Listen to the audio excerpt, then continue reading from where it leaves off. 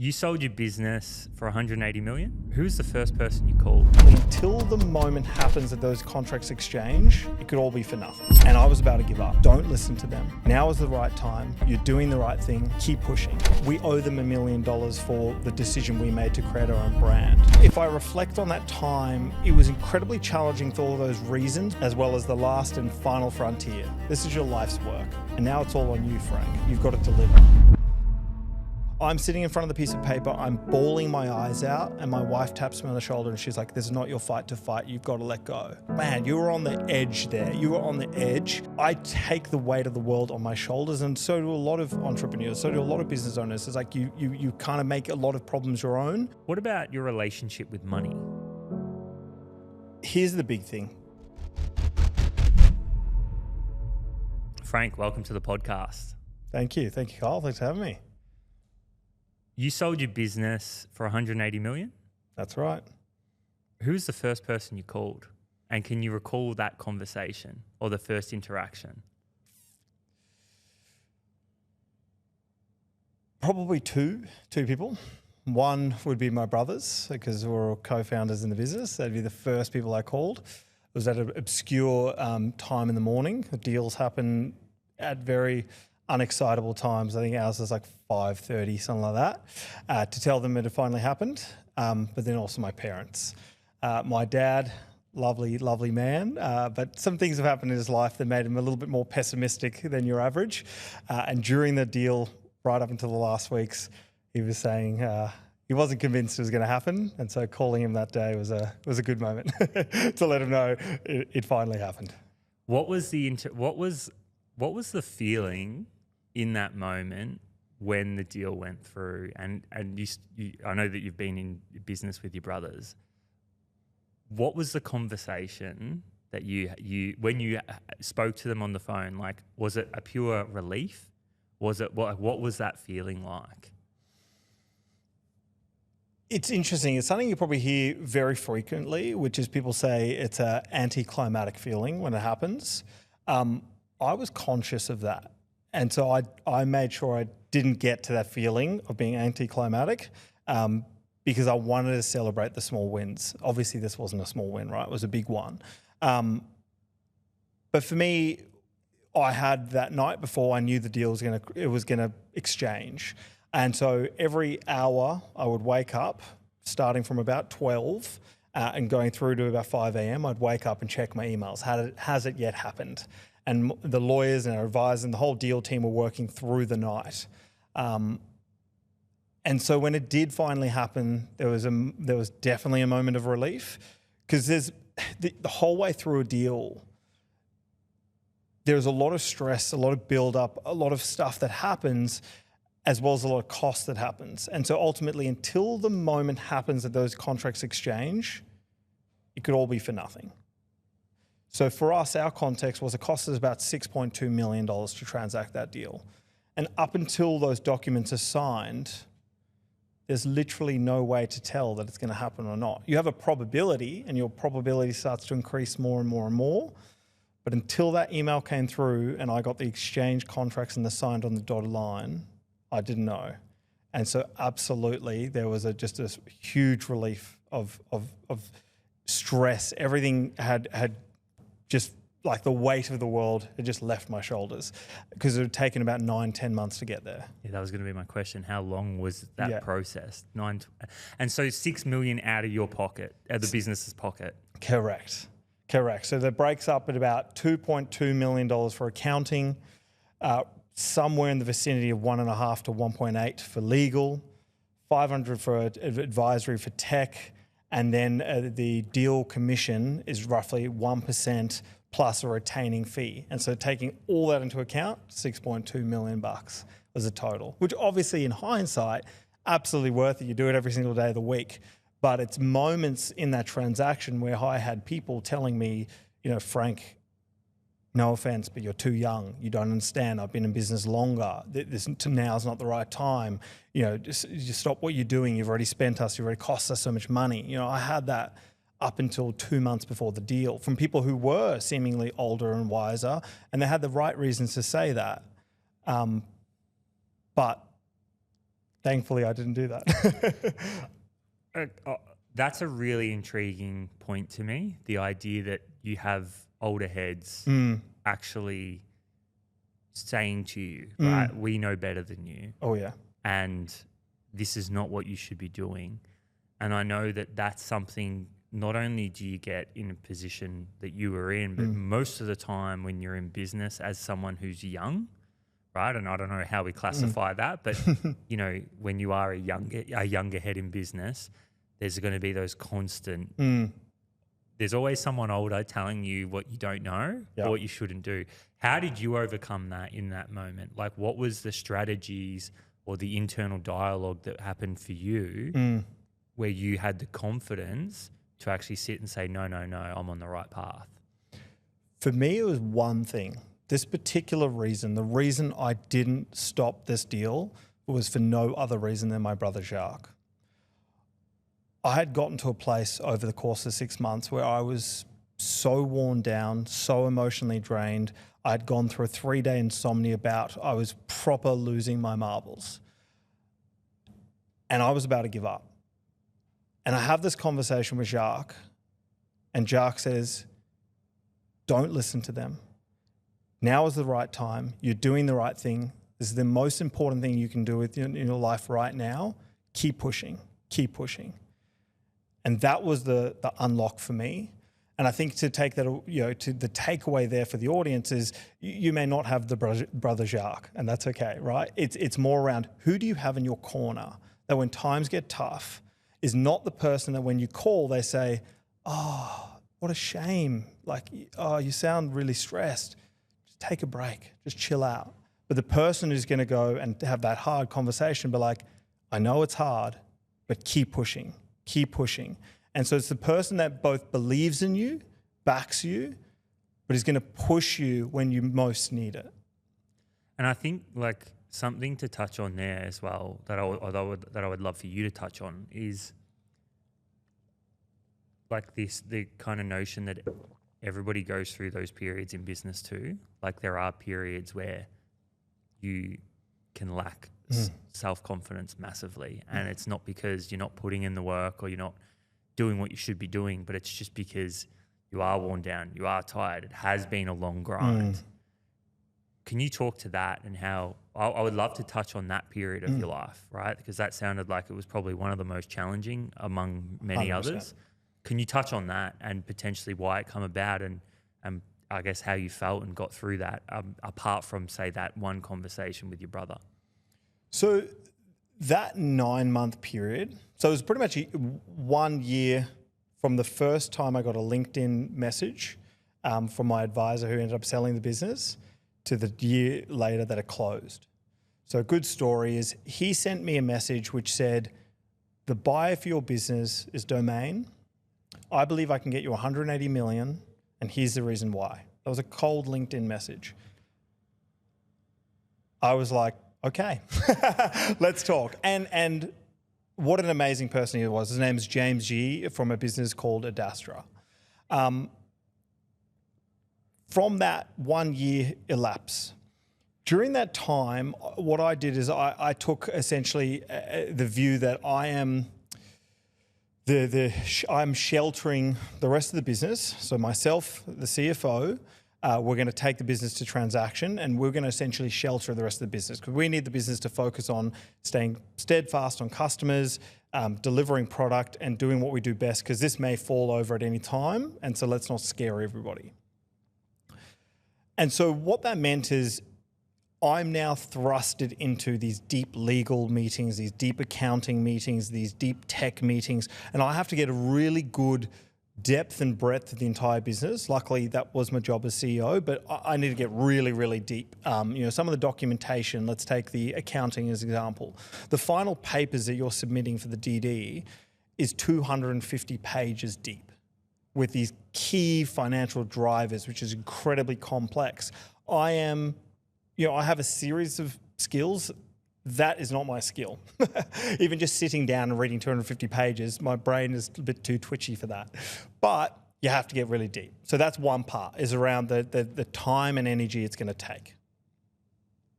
Second part, you now have to deal with a lot of stakeholders. So your financial advisors, all that kind of stuff, they're fine because you're paying the money, so they're going to be good. For me, it was around, I had 10 stakeholders who were my shareholders in the business, which I had to manage expectations through this process. So there's going to come a pivotal moment where I'm going to sit them down at the board and I'm going to need to get a vote both in confidence for the partner that we're going to choose, the price that we're going to go with, the strategy that we go forward with. So I need to make sure I'm keeping them in the loop at all times. Now, these are 10 different individuals who have their own story, they have their own lives. And so I also have to be careful because we all have different varies of shareholding. And why I have to be careful is because ultimately, if this deal goes out into the public, it could all fall through. You know, you're dealing with publicly listed entities. And so having someone know about it prior will evaporate the deal, right? You then have the kind of probably more emotional side. It's myself and my brothers. It's our life work. It's this debt that we've created to our parents, which is we owe them $1 million for the decision we made to create our own brand. So as you start to overlay these different things, you start to realize that any one of these items as an individual is fine. But now you're stacking everything together in your bucket, as well as the last and final frontier. This is your life's work. This was the thing that was going to make us or break us. This is the thing that my heart and soul, my brother's hearts and soul, the other shareholders have committed for the last 10 years. And now it's all on you, Frank. You've got to deliver. And so I think if I reflect on that time, it was incredibly challenging for all those reasons, but probably where push came to shove was the emotional pieces. So it was when there was a curveball that was sent. Some of them I still can't talk to and I'll never be able to talk to. But there was moments in that where I'm talking up to 2 weeks prior to the deal, things happened that made it look like it was all going to evaporate. And then it was like, you've just spent $4 million and this whole thing's going to disappear. And so I think how I got through that, to your question, is like, I was lucky that I had the right people in my corner. We've touched on that. But probably more importantly was, not more importantly, but what was really important was overlaying like, okay, I'm going into, not battle, you know, it's very excitable to me to say that it's definitely nowhere near as hard as going to war, but I'm going into the hardest thing I'll ever have to do. And so I need to make sure I'm optimized from every which angle. And so whether that be, you know, I can't be drinking on the weekend, I need to be waking up and training, I need to be getting my 8 hours sleep. I had to dial everything in down to the absolute nth degree. Something I shared the other day, which was, I think it was just a one-on-one with a friend, because, you know, their view was, hey, did you just get a call from them and they said, here's 180 million? I was like, I wish. I was like, Don't please. say that ever again. I was like, and this is a reflection I had only recently, was this is how almost tweaked my brain had become. I remember it would be 1 a.m. during these closing in towards the end of the deal that I would sit there with my hand and I would start like essentially like I was practicing on pen, and I was writing out words that were stuck in my brain for the day. And sometimes it would be as simple as DLA Piper, and that was my legal team's name. And I'd write that, and an hour would go past, and all I was doing is writing that with my finger. That's almost crazy. Do you know what I mean? And like, I only reflected this week and I went like, man, you were on the edge there. You were on the edge.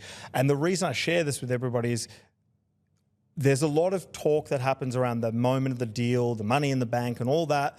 There's also a lot of talk where people say, you know, money doesn't everything. But I think there's probably not enough around the challenge that is selling that business. And I'm so grateful that we did that, because if I reflect 2 years ago, I was almost a different person, because the amount of knowledge and learning that thrusted me in. And as a CEO or a leader and an owner of a business, going through that process and consolidating your entire business into 500 pages is an incredible thing to test and push you and get like years and years of skills in a short period of time. You mentioned preparing yourself. I'm really interested in this because I have this thing where I'm like,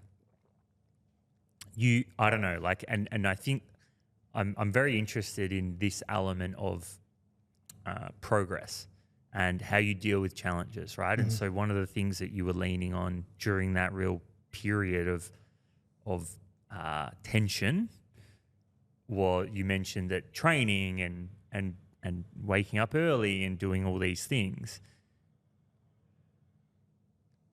Do you think that when you're going through those tough periods in your life that you talked about being razor sharp, but do you think that that is purely a mental game, right? Like the idea that I'm either proactive in stepping forward or I'm reactive and taking whatever's to me, and the balance between those two beings that we all experience in duality.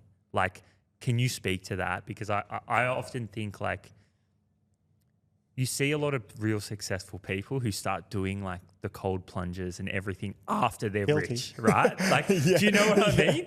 Like, and I look at this and I'm like, I wonder like if that was something that they built through the challenges or now they've just got like heaps of time. Because I'm into it too. Yeah, heaps like of time and money for us. I'm into it, right? Yeah. Like I get it, and I've been doing it for years.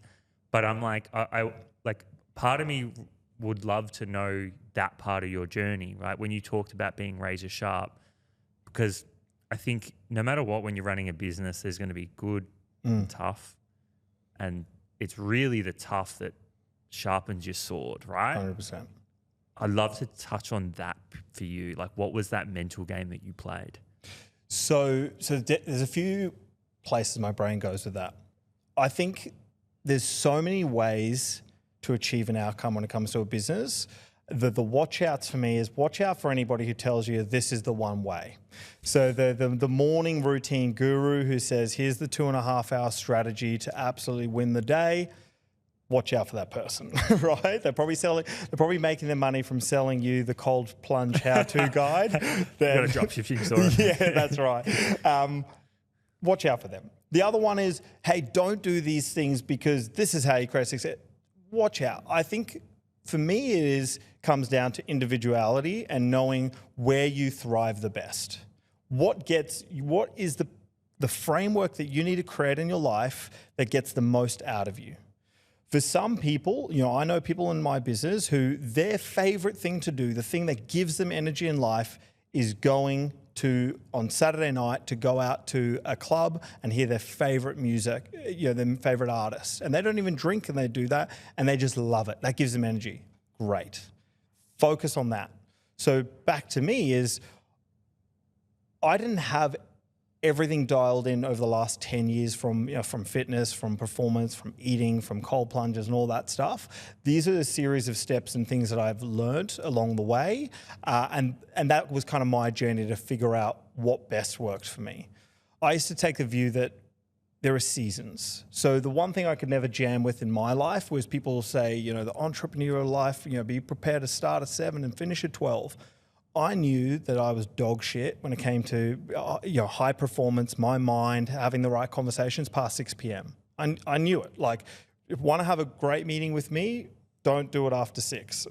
Want to hear some absolute dribble? Call me after 6, right? And so I never really did that. But what I did know is there's seasons where things become really tough and you need to be ready for those seasons. And so how I would do that is for most of the last 10 years, I would train between the hours of somewhere between 5 and 8 a.m., depending on the different stages in the last 10 years. When the seasons came, I had to shift certain things. So when push came to shove, I would have to start at my desk at 5 a.m. But I would never let a season go for like longer than 3 months of really tough times or whatever it might be.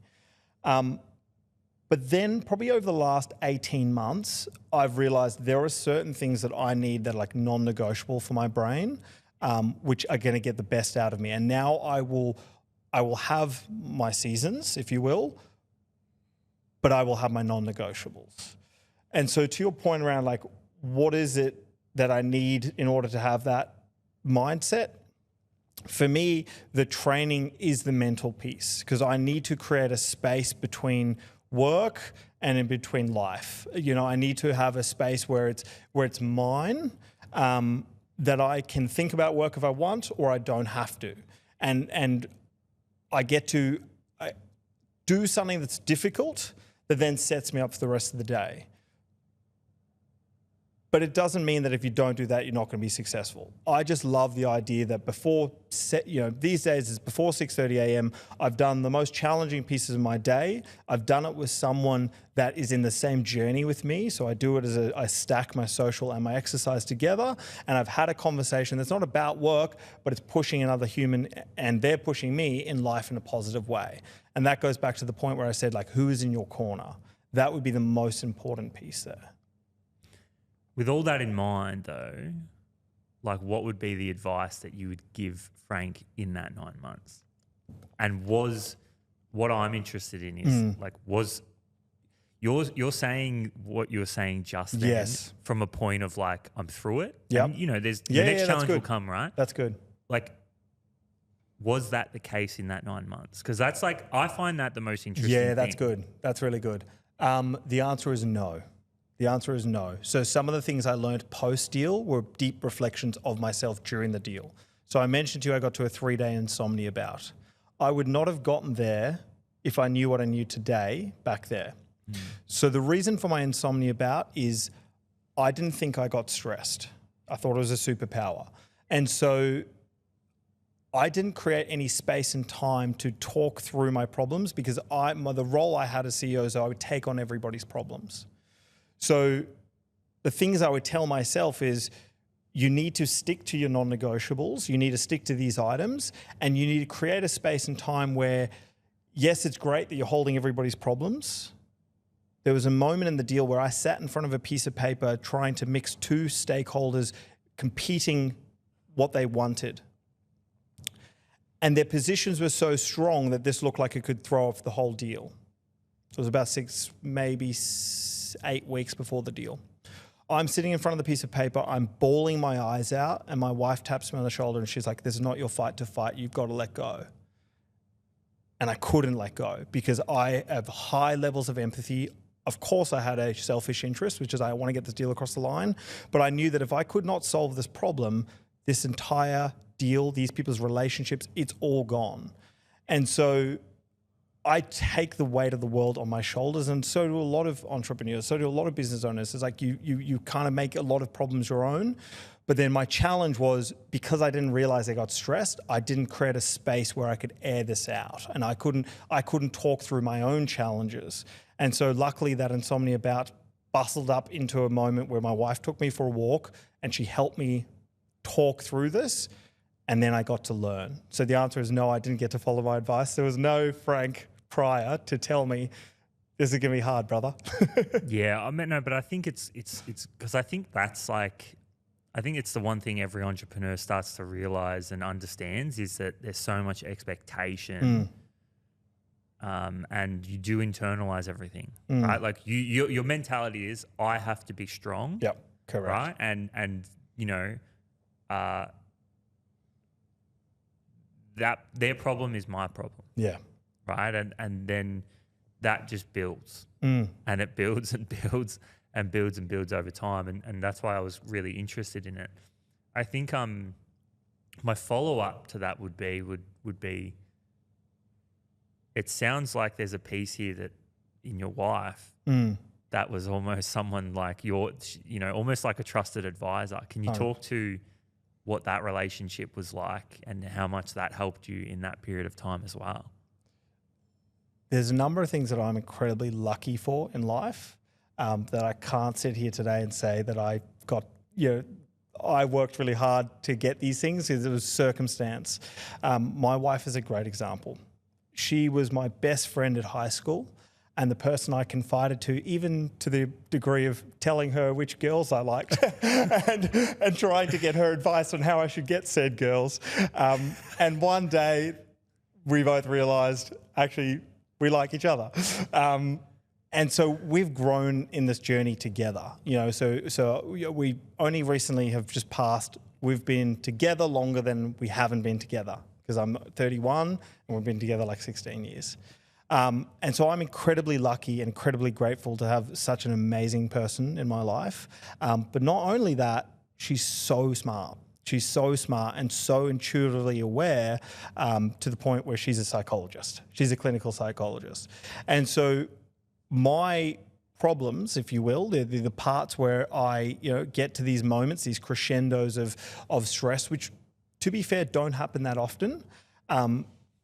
Having her in my corner and having that person to talk to is like absolute gold, because she gets to, essentially, some days was car rides of 15 minutes where she asked me a series of questions and literally I feel 10 times better afterwards.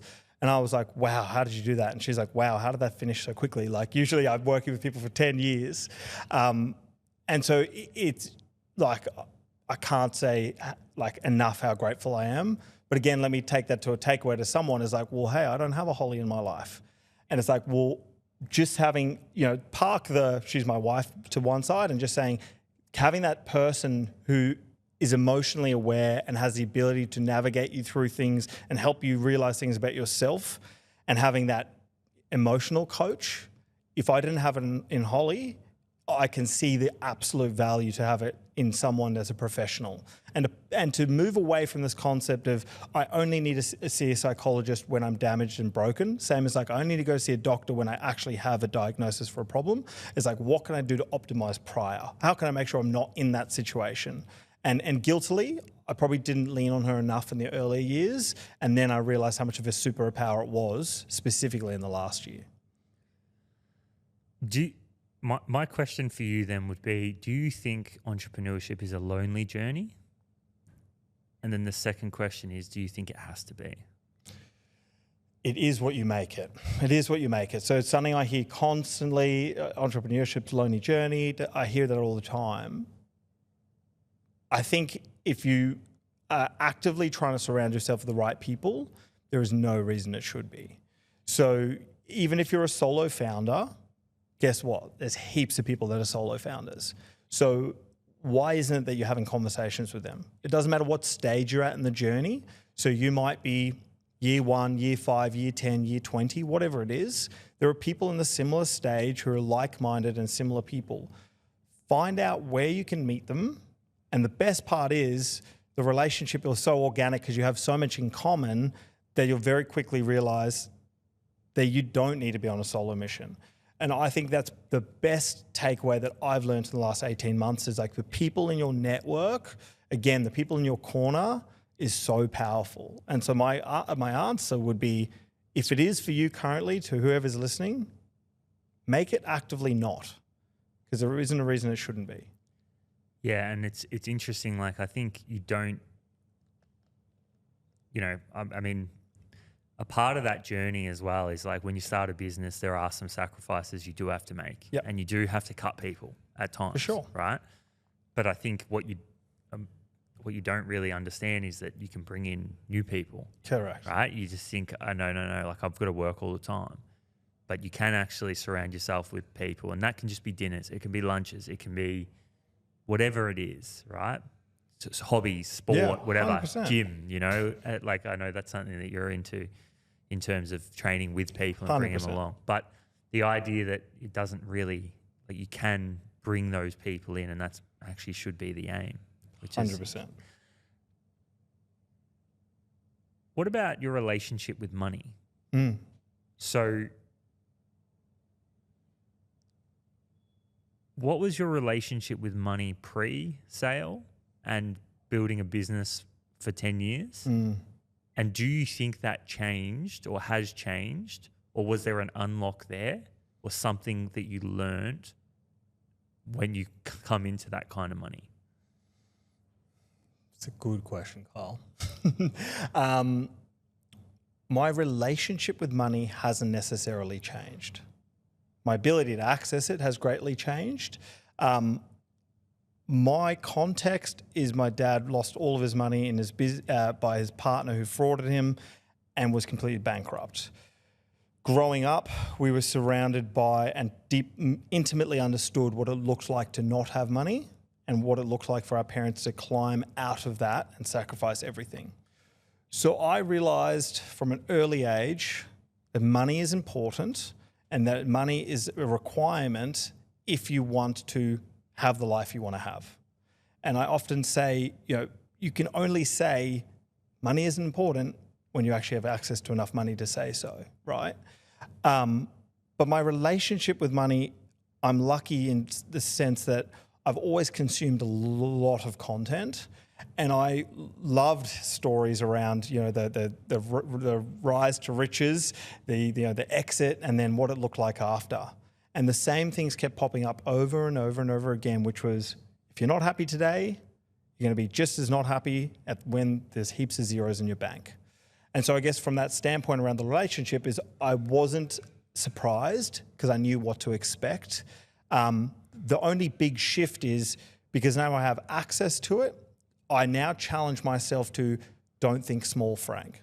So in the early days, it was all about how can we optimize using what we have, which isn't money, to get the biggest output of something. So for example, we had to do a marketing campaign. How do we do that with $0? How do we absolutely leverage what we can? We needed a new employee. Okay, how do we get the best bang for buck for person and bring them and sell them along for the journey and be able to give them the rewards over time? Now I think about it as like this. What's the biggest bang for buck? I'm happy to spend the bucks if it's going to increase the bang on the other end. So if I think about an individual who I might hire, it's like you get what you pay for. So if I have someone who I can both, you know, they're amazing, I can also sell them on the journey, but I can also pay them great rewards, I'm going to have the best version. And now that's the way I think about things. Everything I do, I realize if you put the right amount of capital that you have access to and you take the right amount of risks and you don't think small relative to, you know, your capacity, it's going to return you a great return. Was there ever an unlock for you then? Like, what was the biggest realization that you had with money? Because, like, obviously, I feel like everybody has a relationship with money that comes from the experiences they either see their parents go through or the experiences or you know, the teachings that you may not have been directly taught, but you see. And I'm just interested in the idea that, do you think it was a superpower, your relationship with money the whole way through business? Yeah. Was a superpower? Like, you kind of look back and say, I was lucky that that was my mindset. Yeah. And then, like, what is that? What's that lesson for people? Because it is true. I think, personally, I think you have to have a life that you enjoy before you have money. And that is a bit of an unlock. But I'd love to hear that from your words. Yep. So the superpower is this. My dad's favorite activity was when I was probably 12 years old. At 9 p.m. at night, he would take me to Woolworths, the local grocery store. And he would take me to the discounted aisle and he'd show me, here's a chocolate milk, 2 litres of chocolate milk that cost 12 cents, Frank. It's going off tomorrow, but we all know it's going to be good for 7 days.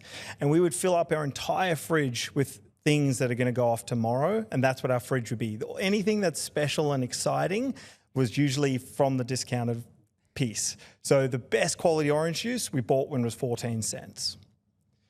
And so the superpower that was created was I got to see what a small amount of money can do when used right. And so that was the unlock for our entire business, because when we first started, we had none money. We had a credit card. I sold my DJ turntables for $2,500. And so we needed to make every dollar work for us, and everything had to serve that mission.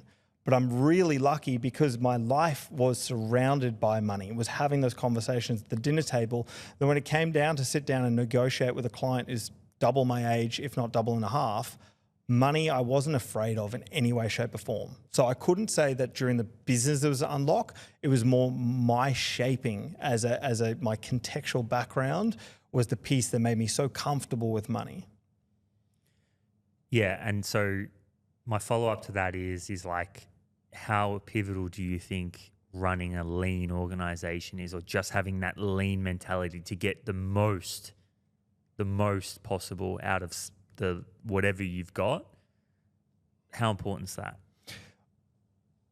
My view on this is right now in business, and specifically in the last 3, 4, 5 years, there was a huge push there was a huge push to high growth, high spend, at all costs businesses, who were raising $30 million capital, $50 million capital, $10 million, whatever the number was, and it was spend now and worry about the consequences later. And I've even seen this in my own life. I was approached by someone who wanted feedback on a potential person that they wanted to give a job to. That person, I said, look, I probably wouldn't recommend them. And they had just raised capital. And he goes, look, I need to fill the seat. I'm going to place the role. And I'm like, you're placing a $250,000 salary role. That is the wrong attitude for a company that's just raised money. But that's what happens. So if you have a business that in those way too early stages, in my opinion, and you don't yet know what's that relationship and how to spend money, this is what will happen. You get shitloads of cash in the bank and it feels like, hey, we only had to have 7 conversations and now I have 10 million in my bank. You will spend that so quickly and you will not build the resilience, the understanding, the mindset, and because you haven't had to just yet work for it. On the reverse side, those early stage businesses who get to make the most out of small dollars, get to make the most out of 10 grand, 20 grand, because you felt how hard it was to get that, will disproportionately outperform. Now, I'm going to put an asterisk there because people are going to be like, hey, what about Facebook? What about this? What about that? There is absolutely going to be businesses that crush my size, that crush me, that have done it the other way. But I think they were lucky in the sense that they were either an ultra high growth or they did have the right relationship with it and they knew where to spend it. But it's the people in the middle that haven't yet figured out how to spend cash and they're not that high growth that you can twizzle and burn. And I'm now getting approached by startups who are in that 4th round, the scary rounds, where they've had to do a down round, where they're talking about, my valuation was 90 million, it's now 50 million. And now I've burnt this layer of investors. Why? Because you went and spent obscene amounts of money on 130 engineers in a country that you can't manage properly. And the outcome is what you're getting today. So my takeaway is first learn and understand how to manage money. First learn how to manage it and get the most bang for your buck. Then chuck in the incinerators and then chuck in the turbochargers and figure out how to make the most of it with a shitload more. Yeah, and almost like I've learned that lesson the hard way. It's good. Like, you need to learn for that lesson. It is so important to learn. Like 9 times out of 10, the problem's not having enough money. It's the fact that you got to juice the orange. Yes, for what that's right. Yes, right. And only by doing that can you realize that next kind of, okay, you know what an opportunity is and what it isn't. That's right. Yeah, that's right. We're going to take a bit of a turn now. And I want to dive into the real nitty gritty of the business side.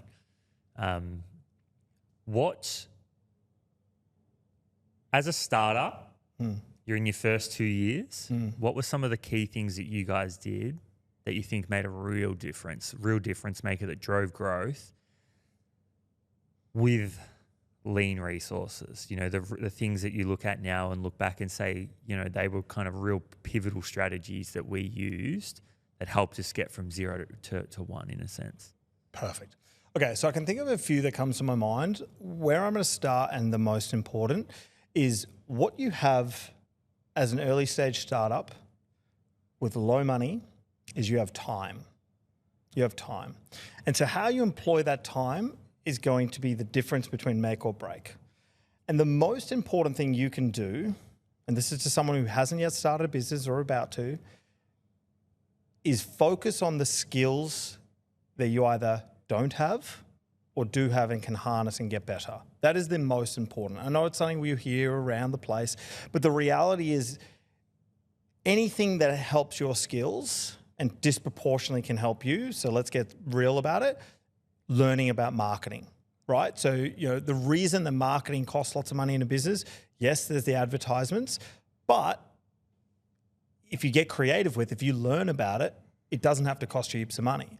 So if you can understand the skills of marketing, understand the skills of sales, let's say you're in the tech space, better understand product, you have time on your side, you're not burning cash, and that will be the biggest uplift. So when I reflect, that was our single biggest unlock. It was my $2.5 grand I spent on sales training, and I practiced it each and every morning. Okay. That's the obvious one. The second one is around, again, you have time. So how do I disproportionately spend time on those early customers to create raving fans? And this comes through a series of things. Number one, we used to give away a lot of free product. So what I would do is we would say, okay, our product, the value of it was about $1,100 per time we would first do a transaction with someone. We'd boiled that down and we went, okay, that will cost us in physical costs about $230 if you take our time and you say it's worth $0, right? Every new customer or customer that I was approaching and having that conversation with, I would kind of strip off all the potential objections and say, look, I can keep talking, I can tell you, I can sell you the dream, but let me just showcase through to you for one package and we'll do it completely complimentary. There's no obligation to actually use us, just give it a go. Now that was a time investment and a little bit of a money investment. But what I could do in that was then create a series of raving fans. I now had that opportunity. For us, it was about a 2-week process where, you know, there was a bit of onboarding, there was a few calls to talk about the process. Our product then got delivered to them. I could check in. And so I was creating the opportunity that these people would be so ecstatic by our business that one, we'd get them as a customer. And there's probably a 65% strike rate there. But then two, if I got them as a customer and I did such a good job, they would give me a referral. And so that was the next piece there, which was the unlock. Was I see so commonly with these early stage startups who come to me for advice, they're really precious over that. They're really precious over giving away things for free. And I don't know if it's they've been reading things out there and, you know, don't devalue your offering, just, you know, increase the value, whatever it might be. In my ideas, whatever. I don't want to spit on any other person giving advice because, like I said, there's many ways to do it. But the reality is that if you move fast enough, my customer survey or my customer feedback, I can directly get their feedback when I give them free stuff and I can get their advice really, really quickly. Now, I'm not suggesting you have to do it for 12 months, but do it and then get their feedback and turn it into an opportunity. The third one, I like these because these are real tangible takeaways. The third one is around kind of taking those two concepts and bringing them together. Because you have time and you have a craft, so again, I want to make it general for people. You might be in sales, you might be in marketing, you might be in operations, you might be in tech. Take the expertise you have plus the additional time you have and do shit that gives a bit of a wow factor to your customer. So I'll contextualize in our world and then I'll generalize it for other people. The contextual for our world is we had physical printers. Our world was we had a printer that could print on brochures, a wide format printer that could print on signboards. And so the wow factor for bigger customers was I would go to an open home and I would see the brochures that they had. And I noticed, oh, this particular customer is an influential customer. They have 2 A4s next to each other. And I knew that they'd done that because that's a lower cost solution. Come back to the office, our designer puts it together in a nice 4-page brochure. We find their brand online and we put together their brand new in-brand looking material. Then when I go to see them, my first sales pitch to them, I deliver to them something that's in their brand, an upgrade to what they get currently today, and I let them know that that's going to cost them the same price as what they got yesterday. I have spent extra time, but I've far surpassed my ability to execute on that. So that's my contextualization. Let's say the generalization of someone. Let's say you're a graphics designer. Rather than sending out your graphics to someone, which is generic, why don't you take their brand online and put together a really sexy, clever marketing campaign? Hey, here I'm delivering you. This is free value. I can do a bunch of other stuff, but I wanted to showcase in your brand what it could look like to you. Or you're a social media person. Whatever it is, you can take their stuff, put it in their world, and then showcase it to them. I had a conversation with an early stage startup the other day, which their world is they print on demand on fabrics, t-shirts, collateral, branding. And I said, for any of your big important pitches you want to do, why don't you find out, have they recently had a baby? right? This sounds creepy. Have they recently had a baby? Get their logo, print it out onto a onesie, and when you come to your pitch, you hand in the onesie of your own logo. So mine today would be Pivotal Conversations in a onesie. You're telling me they're absolutely going to be putting that on their own baby, and they will be remembering you when they do so. So just get clever. Use your time wisely. It's the law of reciprocation. Exactly. Yeah, the law of reciprocation. But I like how you're using it in the way that it's almost like, you know, LinkedIn's this funny place, right? Where it's like you just get absolute randos reaching out to you, right? All day long. And it's just like I often think like, instead of telling me you're going to do the thing, why don't you just do the thing? Yeah. And then I've got to look at it. Yeah. Because if it's good, yeah, then I'm like, that's an opportunity. Yeah. Right. But I think like there's obviously you guys did a lot of that in the early days, is like this law of reciprocation where you're actually, instead of going to someone and saying, hey, I'm going to do this thing, you did the thing. And then they naturally will want to reciprocate. They're like, Absolutely. this person's actually spent time investing into my business, which is what 9 times out of 10 you want from someone. You want to know that they're in it, they're skin in the game. How did that play out for you guys? So what were some of the strategies that you guys actually used in the early days to do that, apart from the initial one that you said, you know? So some other ones is we knew our market really well, and we knew what some of the problems that were in our market. So in our market, the real estate world, everybody, when they photograph their house, they like to use local area images to sell the dream of, you know, it's an apartment, we couldn't spend much on property, but here's the local Manly cafe or a beautiful sunrise. But they didn't have any money to market. So it was always terrible photos done on iPhones. Back there wasn't really iPhones, but it was just terrible camera photos. And we went, cool, that's an opportunity. So my brother, a photographer, hobby, as well as had done it professionally earlier, had photographed every beach on the northern beaches at sunrise and dusk, right? And that's the thing about photography, is mostly it's about lighting and time of day. And if you nail that part, it's pretty hard to get it, like not very good if you get your framing okay. So we put all of that as a free give. We put it on a USB key, and it had our words, Real Hub, and the message on the DL flyer said, Real Hub, unlock the key to the northern beaches, or unlock the key to success, so something quirky because it was a key USB. I then hand deliver that to every real estate agency on the northern beaches, so it was quite micro. And then for the next 4 years, we saw our photos continuously used over and over and over again. Great.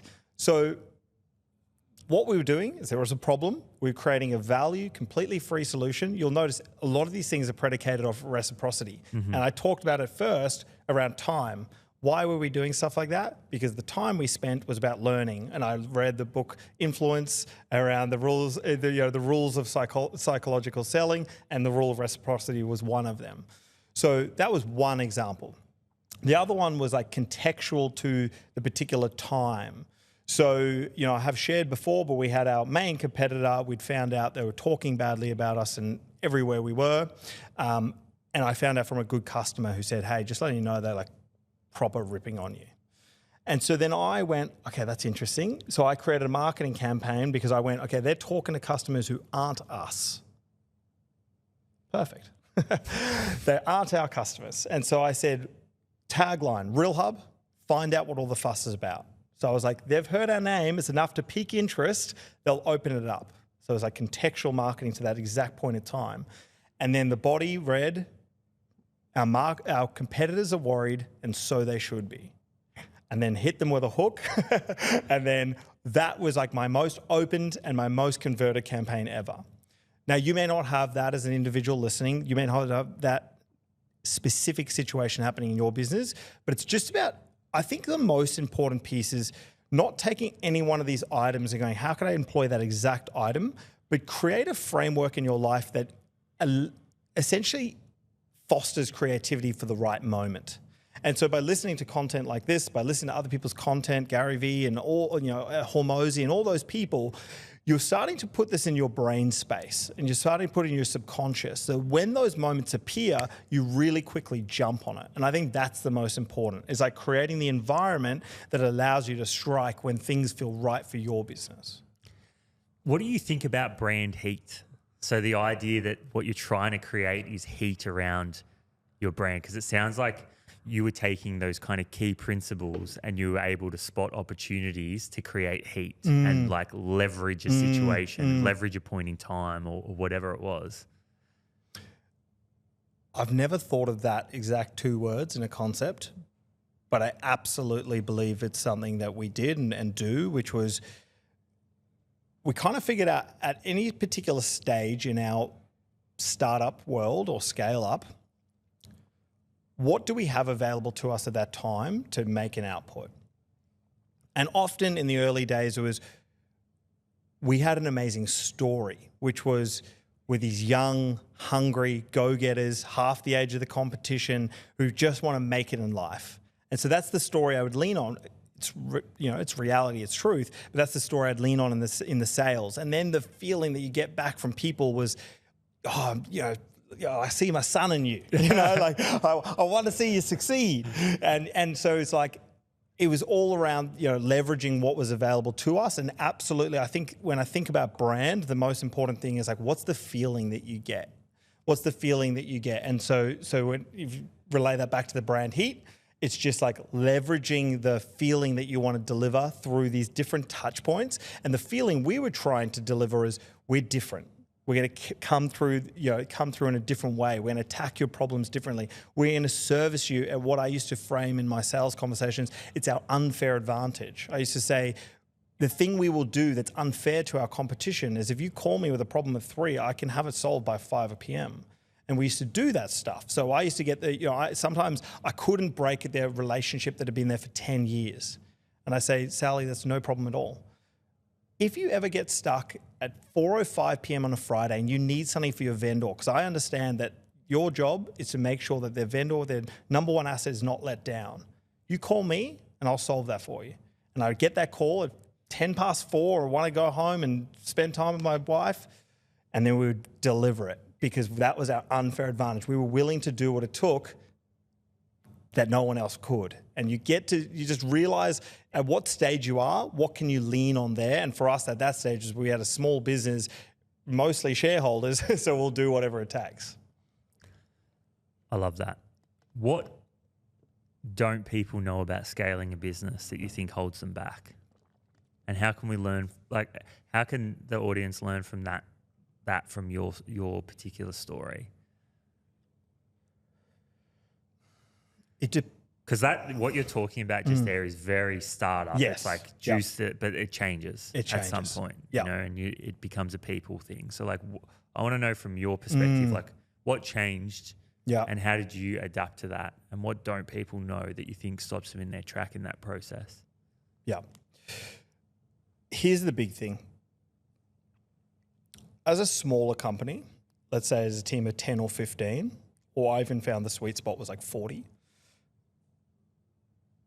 If most of the work you do is inside a single office or a factory with multiple offices, what happens is people are with the owner of the business, and they get to see the energy, the output, the consistency, the enthusiasm day in and day out. And so you don't need to worry about values. You don't need to worry about mission, about goals, because a lot of the time they're seeing that every single day. As your business grows, 100, 200, 300, ours went from 40 to 400 overnight through a merger. I realized that as an individual and how people seeing that energy was no longer going to cut it. And you now need to get really crystallized in your way of communicating what it is we stand for as a business, how we're going to get there, what we believe in, who we're going to allow in this business, and what our objective is. And then boil it down to every single individual's role. So that when you ask the tech person, the product person, the designer, the cleaner, whoever it is in your business, what are we doing here today? They know their individual role, but ultimately how it gets to the end outcome. And so I think that was the biggest shift, is realizing that as an owner of a business and as something that you almost can't shut off, you think about it every single day, every single night, you sometimes get that expectation for the people around you that they're going to have the same view. in the early days they can, and soon they will not be able to. The scale is too big and they only get a small percentage of time with you. So what used to be 3-4 hours a day, they may now see you one hour a month. And so in that hour a month, you have to reestablish those things constantly. So for things like us, for town halls where we've got everybody together once every 2 months, I had to reestablish the goals, the mission, the vision, the values every single time. And sometimes it feels like it's ad nauseum, but it's because you're like, what is it that you want people to leave with? And when someone asks them, are you proud to work at this company? What does your company do? What is it they're going to say in that 30 to 60 seconds? And I think if you can get that right and you get the right people in the seats, it all kind of goes from there. Is it a cohesion piece that, like, as the bigger the group gets, the cohesion becomes harder to maintain? So hard to maintain. Yeah. So hard. Like, if you have a single point where you want to get to, I mean, firstly, that's just like an obvious, right? You all need to know where you're getting to. But if you have that and then people think it's different ways to get there, or the conversations that you don't get to control, the customer service calls, the sales conversations, every one of those things is like a touch point for your brand. And if those people aren't cohesive in their message, they could be building a story to your customer, to your team, your managers, to your team that is completely different to what the message of a brand and your business is. So you need to have it really cohesive, and not just like it's me and I tell you what to do, but it's more like this is together and this is where we're going. Because if you think about it, like really boil it down, if you have amazing people, players, and they all know exactly where we're gonna go, and they kind of figure out how to get there as a collective, it's all solved for when you really boil it down. Yeah, and that's the one thing that I keep thinking about is, like, I feel like the hardest part. And I mean, in your situation, you went from 40 to 400, right? So you had to learn really quickly. Really quickly. But the transition, and like I often think about if that was slower, how that realization, like it's almost like you got slapped in the face and you're like, you have to learn this tomorrow. But I often think about like that transitional piece of like going from startup where everybody's on the same page just because of proximity to then like multi-location, people on the bus, like all that kind of stuff is really interesting to me, and I think that's great insight of what you just mentioned. I want to say a massive thank you. We're going to wrap it up there. I probably could have talked to you for probably another 3 hours, I reckon. So navigating that was fun because I feel like there's so much more. So we might have to do a round 2. But massive thank you to you for your time. And Chew the Fat podcast. If you're not listening, go and check it out because Frank's doing some amazing things. But yeah, massive thanks, mate. Thank you. Appreciate it, Carl.